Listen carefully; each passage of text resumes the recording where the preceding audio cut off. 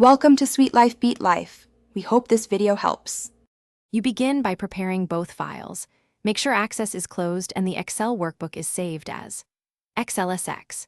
You clean the sheet now, headers in row 1, consistent data types, and no merged cells. This avoids import mismatches.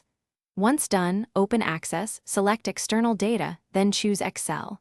You will be prompted to browse the file and pick the worksheet or a named range.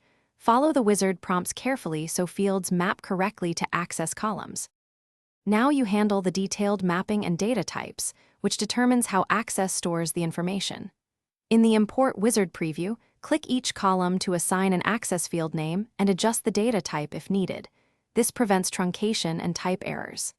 Next, decide on the primary key, use a unique Excel column, or let Access generate an auto number.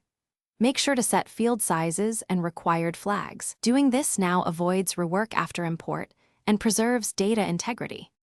Finish the import by confirming your choices and clicking Finish.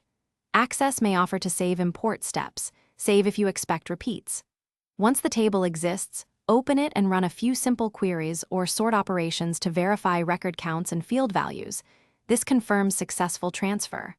If you hit errors, check for mixed data types, stray header rows, or incorrect named range selection. Fix those in Excel and re-import. A common quick fix is converting suspect.